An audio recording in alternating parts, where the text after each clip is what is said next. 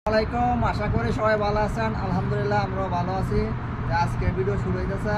আপনারা যারা যারা এই ভিডিওটা দেখবেন সবাই লাইক কমেন্ট শেয়ার করবেন এবং সবার কাছে পৌঁছায় দিবেন। আর যারা এই সৌদি আরব আসবেন তারা একটু দেখে শুনে আসেন। এখন সৌদি আরবের অবস্থা বেশি ভালো না।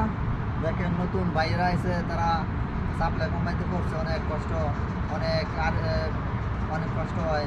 মানে এই 6 মাস 7 মাস বেতন দেয় না, এই সমস্যা, খাওয়ার সমস্যা, অনেক কষ্ট। ঠিক আছে, তা যারা সৌদি আরব আসবেন তারা বুঝতে শুনে আসেন। আর দালালের খপ্পর ফেরেন না। দালাল হয়েছে একটা মাদার সুদ হয়ে যায়, মনে হয় মাদার সুদ।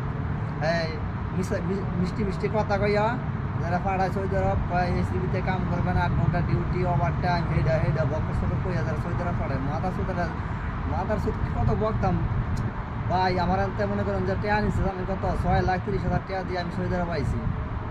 6,30,000 টাকা আমি কবে উঠাবো? 3 বছর কাম হয়েছে, 3 বছরে 1 লাখ টাকা গেছে না, এটা কবে উঠাবো টিয়ারি? হ্যাঁ, আর হ্যাঁ কইছে যে আমার সৌদি আরব এই এসিবিতে কাম দিব, 8 ঘন্টা ডিউটি, এখন 16 ঘন্টা ডিউটি করে টেয়া হয় না। 3 মাস হয়ে গেছে, বেতনই হয় না। এখানে কাম হইলো। তা আপনারা যারা যারা আসবেন সৌদি আরব, আমার কথাটি শুই না সৌদি আরবে আসবেন আর এই ভিডিওটা শেয়ার করে দিবেন এবং দালালে মিষ্টি মিষ্টি কথা কব, তারা খবর হইলেন না। আপনারা জানি না শুনে আসবেন। এখন সৌদি আরবে আসলে মনে করুন যে ভিসা দেখে শুনে চেক করে তারপরে আসবেন। আর সৌদি আরবে আসতে সাপ্লাই কোম্পানি বেশি, ঠিক আছে, জানি না শুনে তারা তারপরে আসবেন।